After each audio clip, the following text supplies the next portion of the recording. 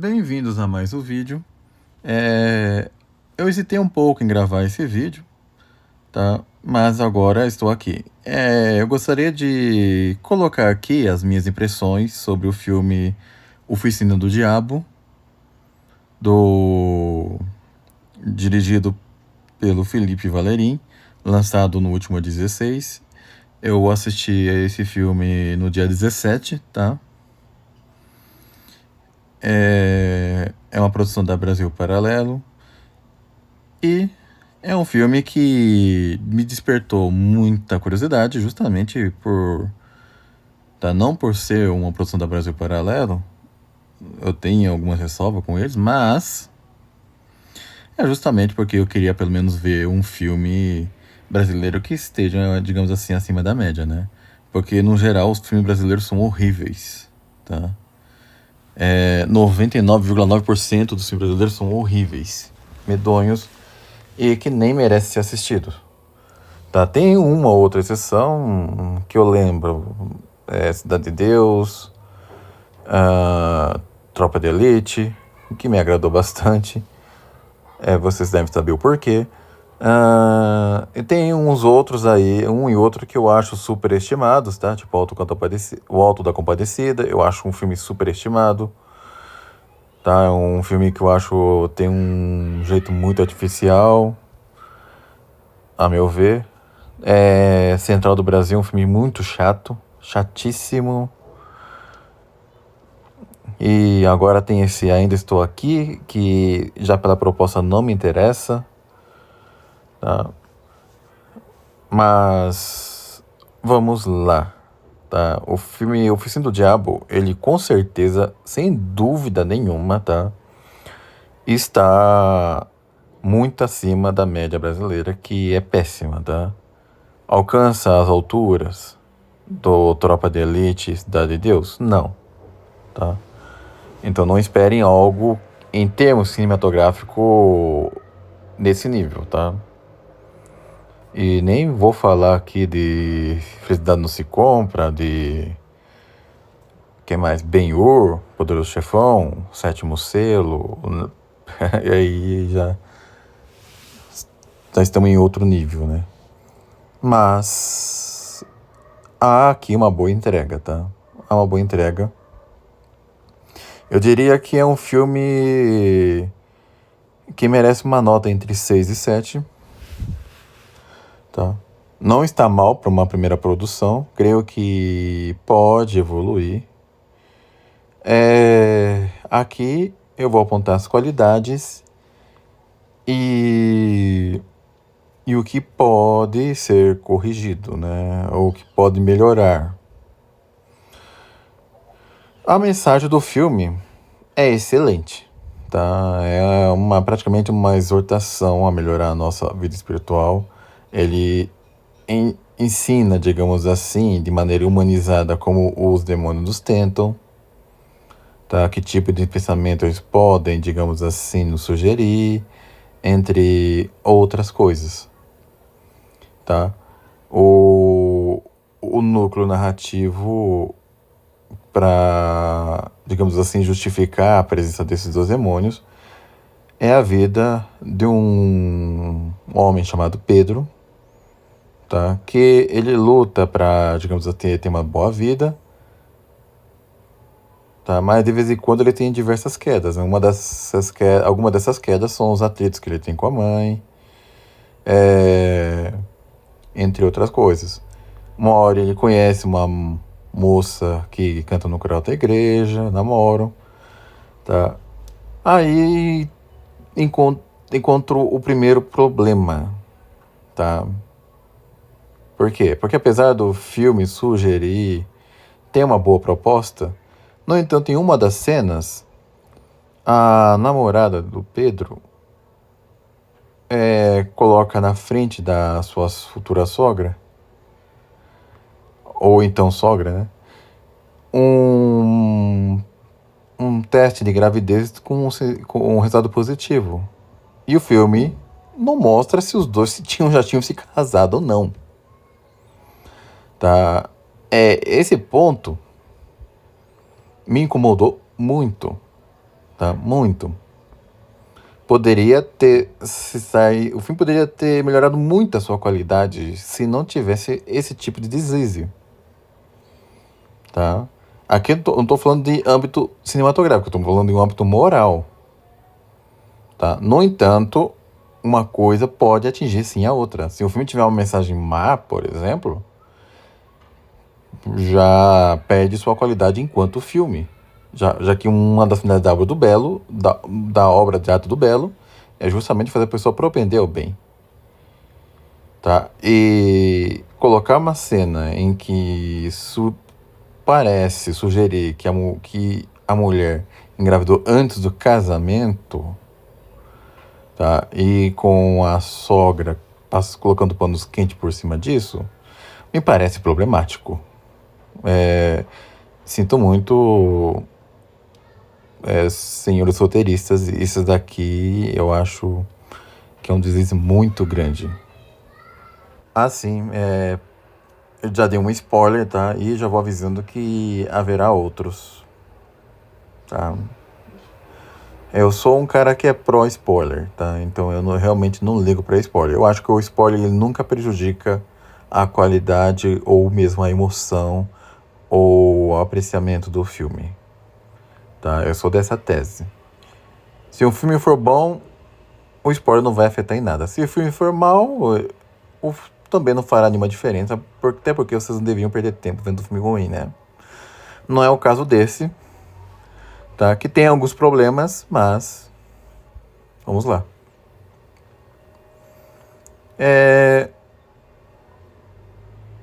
O roteiro, ele é competente, tá? Tem algumas partes confusas. E a ideia de adaptar para o cinema uma versão catolicizada da Carta do Diabo ao Seu Aprendiz, eu achei muito boa, tá? E também tem alguma... E provavelmente o filme Nefários, de 2023, tem sua influência nisso. Até o tom, né, a fotografia do filme, lembra muito o Nefários, tá? Lembra bastante. Ora lembra o Nefários, ora lembra o Som da Liberdade, mas a fotografia me lembra mais o tom do Nefários. E a direção também é bem competente, tá? O Felipe, eu não sei se, acho que o Felipe Valerim não dirigiu outros filmes, que foi o primeiro filme dele, né? Ele mostrou-se muito confiante na direção. Inclusive é ele quem dirige boa parte dos quadros da Brasil Paralelo, como por exemplo A Face Oculta, etc. Inclusive o apresentador do Face Oculta, o César Almir, ele atua nesse filme, me surpreendeu, tá? Ele aparece por pouco tempo, mas nesse pouco tempo ele foi convincente. Mas eu vou falar das atuações depois.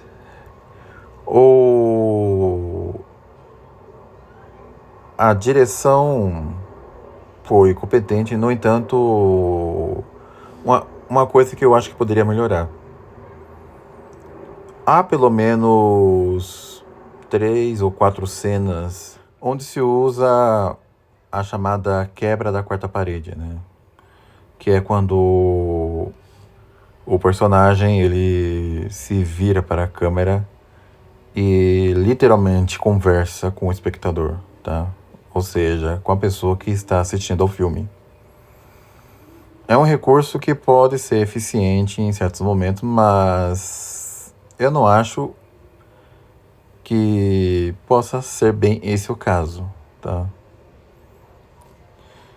Eu acho que poderia ter usado algum outro tipo de recurso, como, por exemplo, uma intrusão de alguém.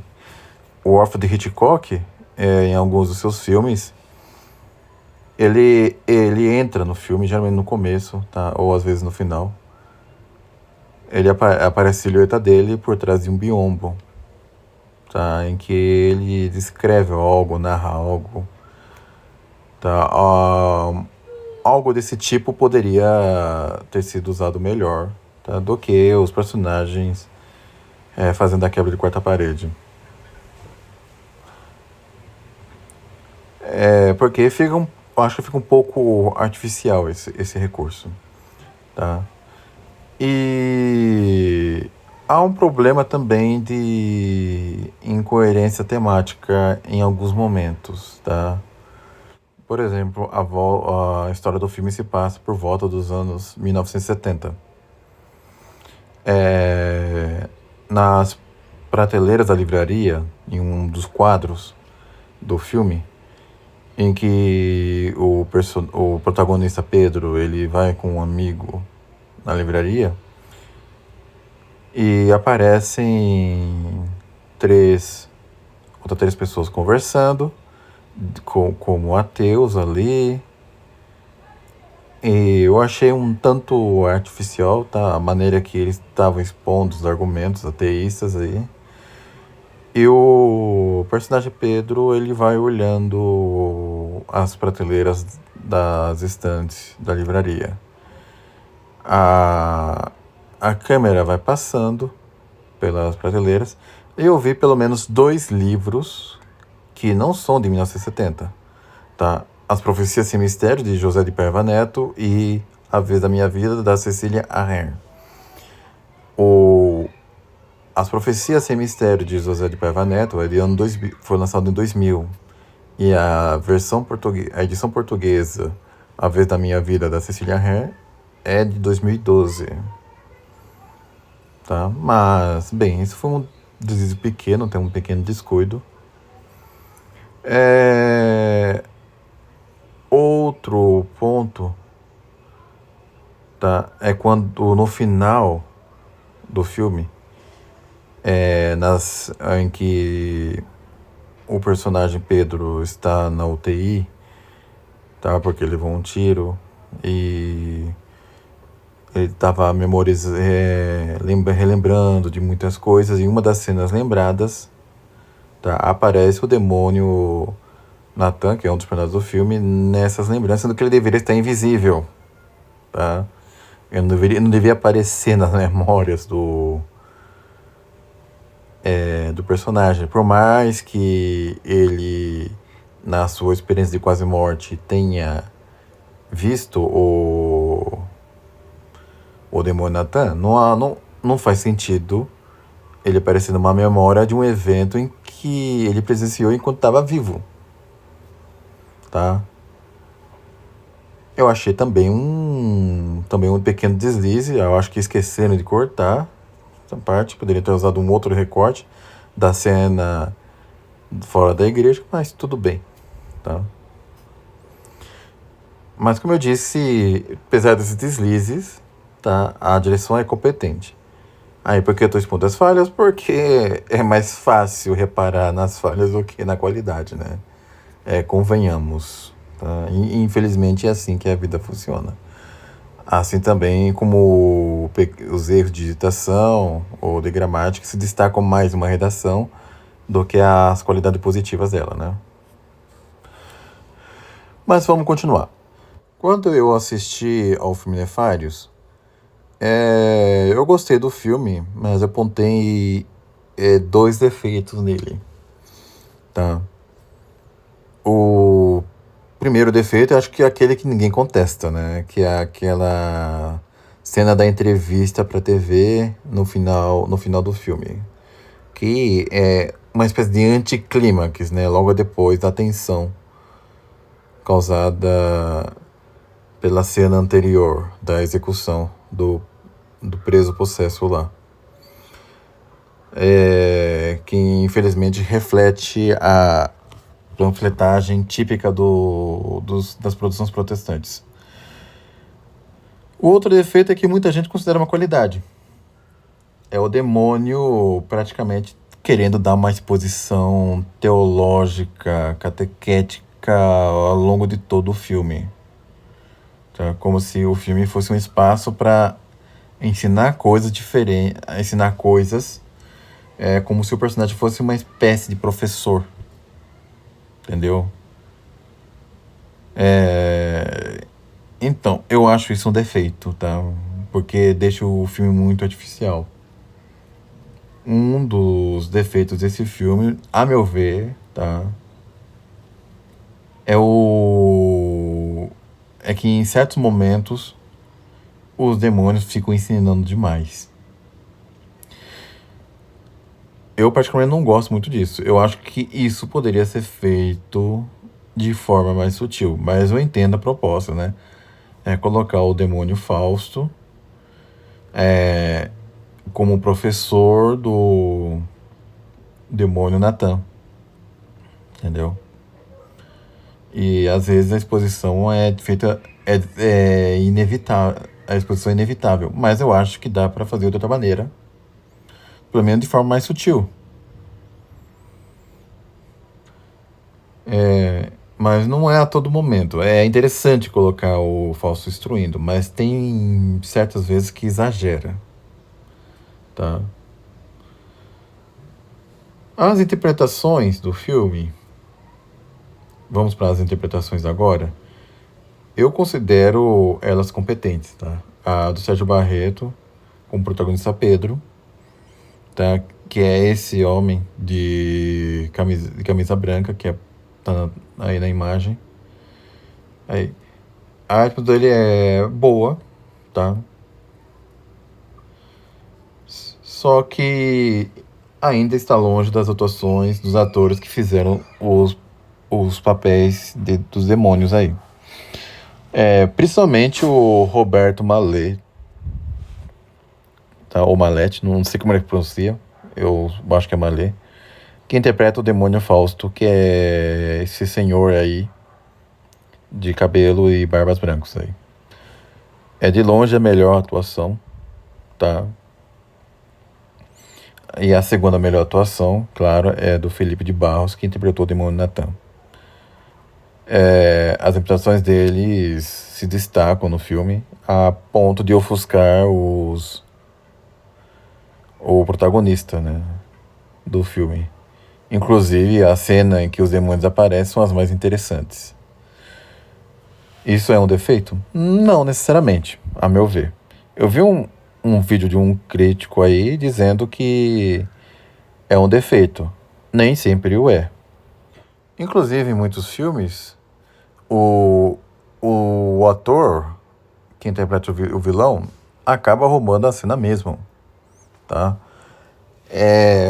Dando alguns exemplos. Creio que talvez seja o mais emblemático aqui. O Heath Ledger, quando interpreta o Coringa no Batman Cavaleiro das Trevas. A atuação do Ledger foi tão espetacular, tão única, que simplesmente ofuscou todos os outros atores. Tá? E olha que tinha um elenco razoavelmente estrelado. Com o Christian Bale fazendo Batman, por exemplo. Outra atuação de um ator que fez o papel do vilão e que conseguiu também roubar a cena foi a do Anthony Hopkins como Hannibal Lecter em O Silêncio dos Inocentes. Tá? Foi uma atuação espetacular, tá? Que praticamente ele roubou o protagonista, o protagonismo da Jodie Foster, que fez o papel da Clarice Sterling. Outra atuação foi de Benedict Eckerott, que interpretou a morte em O Sétimo Selo. Ele não chegou a roubar a cena, tá? Até porque o filme contava com o Max von Sydow, que interpreta o Anthony Bloch. Mas ninguém vai negar que a atuação dele foi excelente. Então, eu não vejo problema nenhum nisso. Tá? Inclusive, creio que esse filme ajude até elevar o patamar do cinema brasileiro a um nível um pouco melhor, né? Eu espero, inclusive, de coração, que a Brasil Paralelo lance mais filmes assim. Poderia ter saído melhor? Poderia, tá? Mas tá melhor do que eu tava esperando. E todos sabem que eu sou muito rígido nas minhas avaliações, né? Muita gente ficou escandalizada, inclusive, quando eu dei nota 8,5 para Paixão de Cristo. E olha que me julguei generoso. Mas vamos ao que interessa. O filme, como eu disse, parece usar a mesma paleta de cores de Nefários, tá? O filme tem uma fotografia boa, não é muito marcante, tá? Você não vai sair do cinema com algum frame do filme que poderíamos comparar com uma pintura. Usando um exemplo, um filme razoavelmente popular de hoje, nos tempos de hoje, O Cavaleiro das Trevas, né? A pintura do Cavaleiro das Trevas é excelente. A pessoa sai do filme com vários quadros na memória, né? Principalmente quando o Coringa aparece, a cena do Coringa aplaudindo sarcasticamente o comissário Gordon quando ele foi preso. Essas cenas assim, né? Ou podemos comparar com o Três Homens em Conflito. Tem a cena em que os três personagens principais estão no cemitério, tá? Ou com Blade Runner, do Denis Villeneuve. Não dá... São filmes que marcam a nossa memória, entendeu? Imprimem, como se cada frame do filme imprimisse uma pintura na nossa mente. Então, esses são filmes de excelência fotográfica. O Oficina do Diabo nem de longe alcançou essa excelência, tá? Nem de longe. Mas está muito melhor, como digo, do que os outros filmes brasileiros. A trilha sonora do filme é boa, as músicas são excelentes. Logo no começo do filme, mostra o personagem Pedro tocando Astúrias, do Isaac Albéniz. E noutra cena, ela já aparece andando com uma mulher. E a música escolhida é Capricho Árabe, do Francisco Tárrega. E depois outros sons, outras músicas muito boas são tocadas, tá? Realmente, quem assistiu esse filme não pode reclamar da música, tá? É um dos pontos fortes do filme. Só em alguns momentos que parece que a música não combina muito com a cena, tá?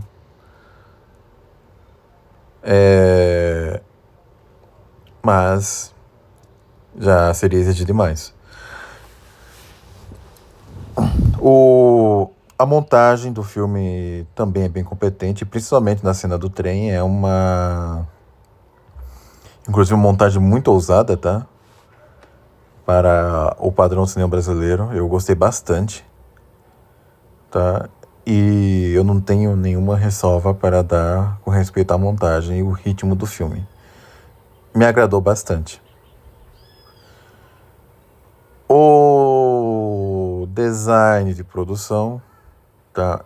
Também ficou muito boa. Realmente é muito surpreendente.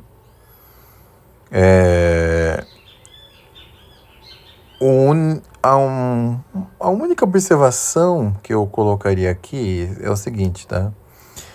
O filme é ambientado no começo dos anos 70.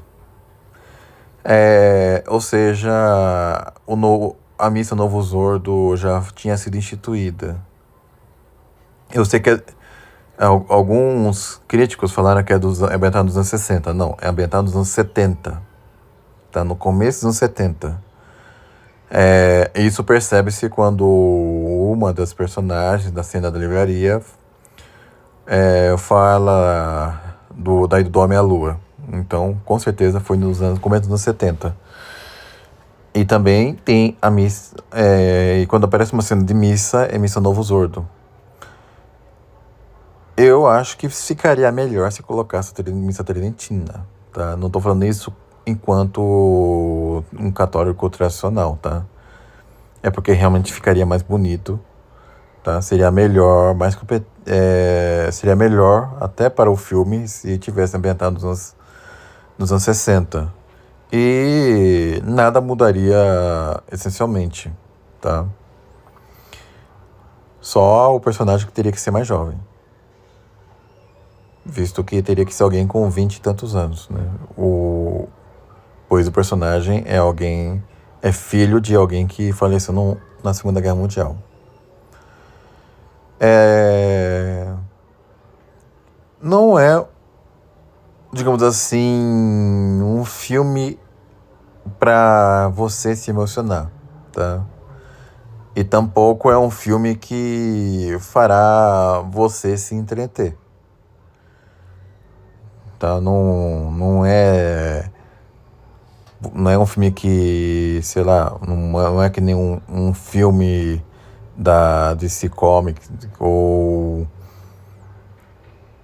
então um Adão Negro da vida ou um Piratas do Caribe. Não é nada disso, tá? É um filme que você vai assistir, tá?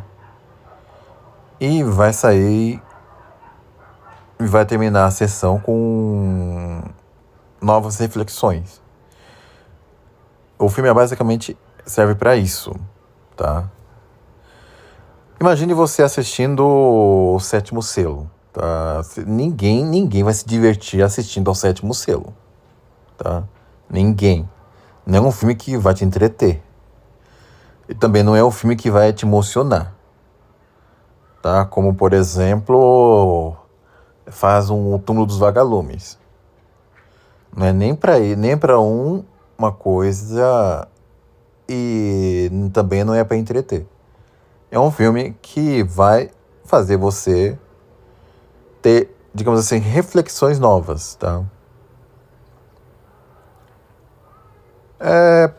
Então, dito isso, como eu avalio o filme, tá? Eu vou ser generoso por ser uma primeira tentativa, tá? Uma primeira tentativa bem intencionada e que pode evoluir mais futuramente. Então, eu vou ser generosíssimo e dar uma nota 7, tá? A minha intenção intencional é dar uma nota 6 ou 6,5. Mas vendo que não é um filme ruim, é um filme que de alguma maneira agrada, não entrete, mas agrada. E por ser um filme de alguém que está caminhando ainda para ser um cineasta, eu espero, inclusive, que eles produzam outros filmes, tá? E estarei acompanhando, tá? Então é isso. Espero que tenha agradado. Se não agradou, também não tô nem aí, mas eu espero que tenha agradado. Fique com Deus e até um próximo vídeo.